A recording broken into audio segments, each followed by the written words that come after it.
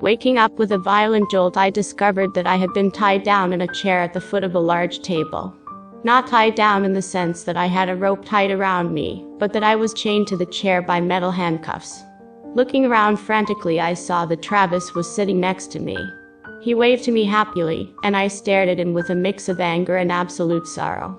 My brother and the person I had tried to save had killed my mom in front of me, and had threatened to kill me. And now I was at the mercy of him and Creole. "I'm so happy that you're joining us." Travis excitedly stood up from his chair and approached me. I tried to back up away from him, but it wasn't like I could do anything tied to this chair. So I had to sit and watch as he approached me and took a knife from the table and held it up to my throat. My squirming ended right there as he looked at me with sadistic glee. "Shame about what happened to Alexandra." Travis scared in fake sorrow. His smile whitened as he pushed the knife into my throat. This caused me to whimper and start to cry as I watched him play with the fate of my life. The paleness of his skin and the deep red circles on his cheeks showed me that he wasn't my brother anymore. He was a psychopathic murderer. "Don't mess with the table setting," a pissed-off voice told Travis, as an unseen hand reached out and smacked him across the face. He dropped the knife into my lap, but before I could do anything with it, it was lifted up by a dripping black hand. That horrible pungent smell filled my nostrils as I saw it was the blonde man and his strange living shadow. It was then that I put two and two together, seeing that this was the man who was in Mama DuPont's book. "Yes, sir. Mr. Sinclair," Travis said submissively, backing up and sitting back in his chair like a scolded child. The blonde man revealed himself fully to me as he took his seat at the table and looked between the two of us like we were literal vermin. "The fact you were even allowed to sit at this table is a fucking disgrace," Sinclair hissed. The anger in his voice was so pronounced that it was almost as if he was a few seconds from having an outburst. His dripping black shadow, on the other hand, was all smiles as it placed a napkin in Sinclair's lap and took a spot behind him. "King Creole said I could sit with all of you," Travis said, avoiding eye contact with Sinclair's angry hazel eyes. This just seemed to piss Sinclair off more. Snapping at his shadow, who quickly came to his side and offered him a glass of water. The trio of us all sat in awkward silence before the rest of the group arrived. First up was Creole in that bright white suit he was now wearing. He took a seat next to Travis and nodded to him as Travis quickly unwrapped his napkin for him. "Olivia, darling, it's such a pleasure that you could join our little dinner party," Creole said with a soft chuckle. I stared at him with nothing but anger and fear in my eyes. The man who had granted a wish that had saved me as a child had now captured me and was going to do who knew what to me. "Speak for yourself, Charles," Sinclair scoffed, setting down his glass of water and staring over at the voodoo man. Creole's smile disappeared as he then kicked Sinclair under the table, getting a grunt and look of further rage out of Sinclair. His shadow must have thought it was the funniest shit ever though, as it let out a loud gurgle noise that I guess was its way of laughing. "Children, stop fighting. There's enough of me to go around," a third voice scolded the two of them, looking over towards the door that was seemingly the entrance to this strange dining room. This new person definitely looked like he didn't belong here. He wore the outfit of a ringmaster, and his hair was bright white, with only a few streaks of black at the ends of his hair. A giant scar ran down his face, and he seemed completely ecstatic to be there. "Great. You invited him," Sinclair groaned, shaking his head as his shadow offered him a cigar. The blonde man angrily took it and snipped the end off with one of those cigar cutter things. The ringmaster let out an annoying giggle as he sat right next to Sinclair and patted him on the back as he placed his cigar in his mouth. "Oh, come on, you know you missed me." Looking over at me, the ringmaster finally took note of me and left Sinclair alone as his shadow lit the cigar for him with a match. "Whoa, a woman. And Sinclair hasn't killed her yet. We really are in a new era." The man chuckled, looking down at his plate and silverware and playing with his fork. "Miss Olivia is my invited guest, Antonino. She's a dear old friend, so I hope we can make her feel welcomed." Creole said as he reached out and took a glass of wine from the middle of the table, lifting the glass up to his stitched mouth and taking careful sips. The ringmaster, presumably named Antonio, nodded and looked over at me. He offered a smile and offered a little wave at me. I avoided his eyes as they gave me an uncanny feeling to them. We all sat in awkward silence until 3 more people joined our awkward dinner party. First up was the surgeon who had been in my hotel room. He was all smiles when he arrived, but upon seeing Antonio in the seat that was next to Sinclair, his smile dipped a bit. "Doctor, it is good to see you," Antonio said with a smile as he offered the seat next to him. The surgeon nodded and sat next to him. Looking over at me, it was then that I took notice of his bright green eyes. They were almost like gems and I couldn't help but stare at him in hopes of seeing them again. Only a nudge from Travis pulled my attention away from the surgeon. The last 2 to arrived together. A nurse pushing the wheelchair of a frail-looking figure entered through the door. The figure in the chair had a silver mask that covered his face, and a mess of black hair on top of his head. They took their place at the head of the table, the nurse sitting next to him, and wiping some drool that was falling from the masked man's face. His gaze seemingly focused solely on me. "Splendid. We're all here, let's eat, shall we?" Creole said with a smile, looking over at Travis and moving his hands, as if trying to get him to do something. It took Travis a moment to figure out what he meant until at last, he figured out what he was meant to do and stood up from his seat and went over to the door, and left. "You look ridiculous in that suit," Sinclair said through puffs of smoke. Creole looked over at him with a raised brow and let out a chuckle. "Travis runs the shop now. I can enjoy the finer things in life and relax while he runs it for me," Creole said with a smirk as he took another small sip of wine. Sinclair still looked disgusted by the whole thing, shaking his head, and took another sip of water. Travis soon returned with the dishes and set them out in front of everyone, excluding me since I couldn't exactly eat being tied up to the chair. Travis took his seat and soon everyone started to eat. Antonio, unlike everyone else who was using utensils, the ringmaster was using his hands and just eating off the plate. This was just more fuel to piss Sinclair off. And when Antonio got some random splat of food on his suit, it was the last straw. The blonde man cleaned his face off with a napkin, stood up, and decked Antonio right in the face with his fist. The ringmaster spat the food he had in his mouth out, and went down to the floor with a loud thud. "You disgusting cockroach. How many times must I teach you this lesson?" Sinclair spat. His shadow took position behind its master and let out another gurgle laugh. Antonio stood back up and gave his neck and had a good crack, looking over at Sinclair and decking him back in the face. "Maybe you should just try beating it into me some more." The ringmaster chuckled, waving his hand in front of him with a chuckle. The shadow didn't take too kindly to its master being struck, so it sunk its teeth into Antonio's shoulder. Sinclair shot back up from the floor and tackled Antonio to the floor. "Or for the love of God," Creole sighed, motioning for the doctor and Travis to pull them apart. They both came over and yanked the 2 of them away from each other. It was then I noticed that Antonio's face scar had ripped open, and a row of teeth gnashed and snapped at Sinclair, as Travis pulled him away from the blonde man. "Mademoiselle." Another voice suddenly broke the tension. I looked over at the masked man and assumed it had come from him. He was still staring at me. In fact, I don't think he ever stopped staring at me. His nurse was staring at me as well, and seemed to be eyeing me up in some sort of way. "Monsieur LeBlanc, she is my guest. You will not touch her," Creole told the wheelchair-bound man. But he paid the voodoo man no attention as he kept staring at me. Suddenly he sat up from his chair. His body made loud and gross cracking noises as he seemed to grow taller. He hunched over as he climbed onto the table, revealing that he had 4 legs. His head snapped back and revealed a row of sharp teeth, and revealing that this wasn't a human.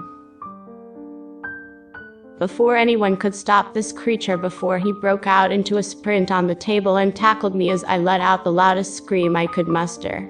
He snarled and leaned down to me with his mouth wide open. He started to claw at my clothes and started to try and do something with me. Luckily, Travis hopped onto LeBlanc and managed to wrestle the creature off of me. Unbeknownst to him though, the creature had broken my chair and freed me.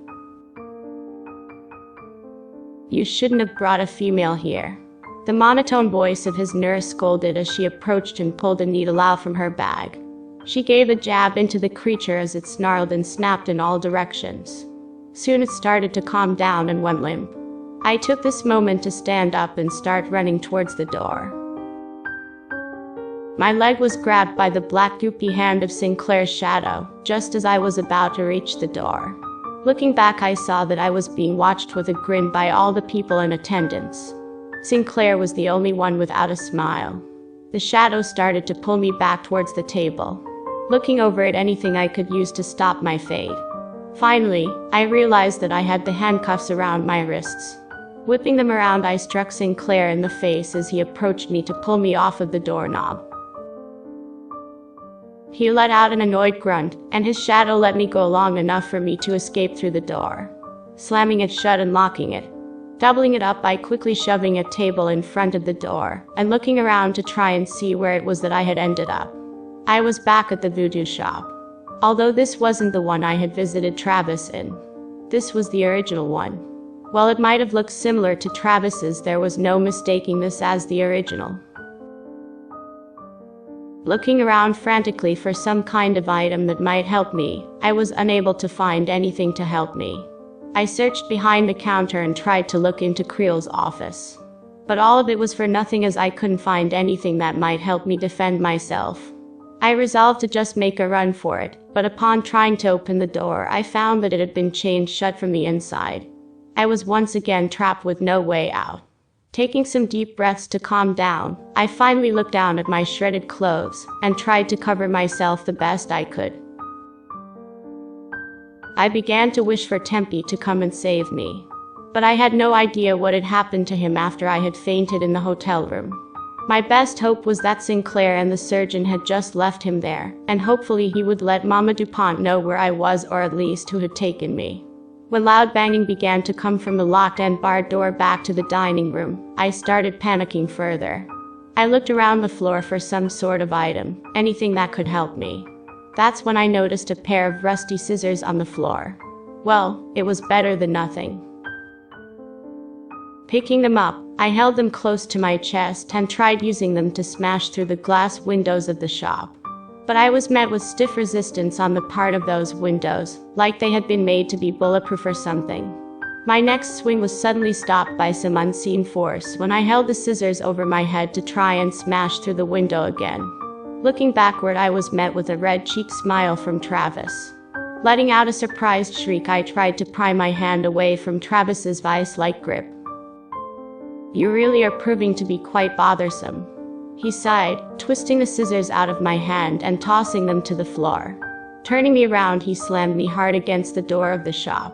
I let out an almost pathetic scream as he took hold of my hair and brought the knife to my throat again. "Travis, please, you're my brother. Please don't hurt me," I begged him, tears starting to stream down my face. He hesitated for a moment, the knife pulling away from my neck, and he let go of me. I quickly turned around to look at him and panted softly. He looked at me with a confused glare. "We aren't related, Olivia. Why do you think I'm your brother?" he asked, almost amazed that I had made any sort of comparison. I took a deep breath as I looked back at those happy few months where he had been in my life. The fun we had and just how amazing he had been to me. "But you still treated me like a little sister. You took care of me, played with me, let me paint your nails. You were my big brother, Travis," I told him, tears still falling from my face. He looked stunned as he seemed to have completely forgotten all of those things. His hands shook as he looked down at his knife, shaking his head and looking back at me. "I'm sorry, Olivia, but I have my orders," he said, that twisted smile returning to his face as he began to approach me again.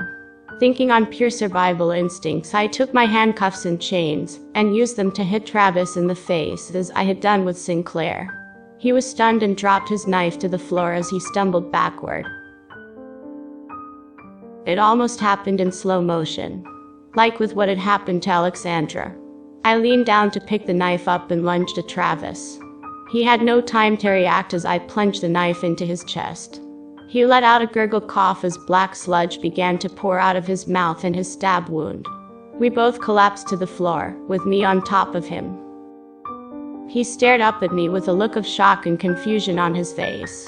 Slowly, however, his face took on a look of remembrance, and a true smile appeared on his face.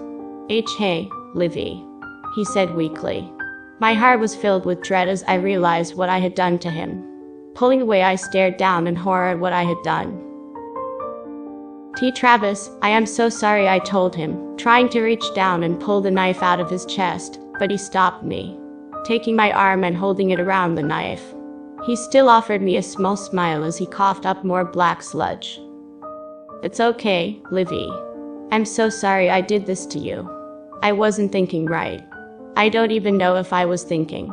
It was all like a bad dream," he said with a pained chuckle which only caused me to cry even more.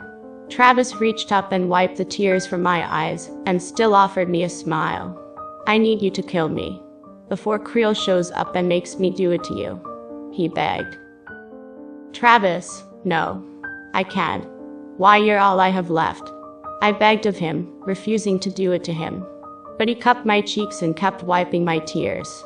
I looked over at him, and even though he had no eyes, I could tell all the pain that he had gone through. Everything I had read he had been through and done. Everything that had happened that I didn't know about. "The key to the front door is in my pocket. Take it and run as far as you can," he pleaded with me. I hesitantly nodded and took the item from his pocket. I also reached out and grabbed the pair of scissors. I looked over at my brother and couldn't stop crying as I held the scissors to his neck. "Thank you, Olivia, for everything," he told me with another smile, this one more sad but still genuine. "I'm so sorry, Travis," I told him as I dug the scissors into his stitches and began cutting them. He kept holding on to me until the last stitch had been cut, and his head fell from his shoulders. My big brother, Travis, was finally free from the horrors he had been living through. And I was truly alone in the world. Standing up, I quickly went to the doors and stuck the key into the metal padlock and pulled the chains off them. I didn't even get 2 feet from the shop before I was grabbed from behind by some unseen person and pulled back into the Voodoo shop. Hitting the ground with a thud, I looked up, and my heart sank so far I thought it was going to drill through the earth. The whole cabal, as Mama DuPont's book had called them, had assembled to take stock of what had happened. Creel knelt over the decapitated corpse of Travis, and I could feel his anger and rage from where I had landed. He held up Travis's head and inspected it for any sign of life. And when he was sure there was none, he let it drop to the floor with a thud and began to approach me. "You little bitch," he snarled, slapping me across the face and lifting his cane up to do even worse, before Sinclair stepped up and stopped him from bringing down the heavy cane on my head. "This is why you don't get attached to shit," he explained, pushing Creel out of the way and approaching me. He looked down at me like I was some shit he had just stepped in. Shaking his head, he turned back to Creel and pointed at his cane. "Use that and you'll kill her. Far too good a fate for her if she ruined your favorite project." "He's right, sir," the surgeon spoke up as he approached me, getting on his knees and grabbing my face roughly, examining and nodding after a few seconds. "Strike her too hard and you risk having her die too early. And it would be such a waste of this diamond in the rough." He chuckled, his shiny green eyes looking at me with want. "We can always feed her to LeBlanc," Antonio spoke up, a smile on his face as he wiped some sauce from his mouth. "Of course, since she is an orphan, I wouldn't be against eating her either." He chuckled, his scar splitting open and a tongue licking up the length of it. I shivered in fear at this group of monsters planning out what to do with me. "No, I have a much better idea," Creel finally said. His anger was still obvious, but he suddenly got a wicked smile as he reached into his pocket and pulled out a mask. It was pure white and looked like it was made of porcelain. "You really do have nothing original left, do you?" Sinclair sighed, shaking his head and backing up from me as Creel approached me. "Well, Miss Olivia, seems you're going to be my new store clerk," he said with a cackle, shoving the mask into my face. I screamed in pure agony as it began to melt and mold to my face. I thrashed and tried to get him off of me, but he just kept the mask against my face as it spread out across my whole body. The pain was so terrible I passed out. When I woke next, I was sitting at a counter in the Voodoo store that Travis had operated. And upon looking down at my body, I let out a scream so loud I thought my vocal cords would break. My whole body was made of porcelain.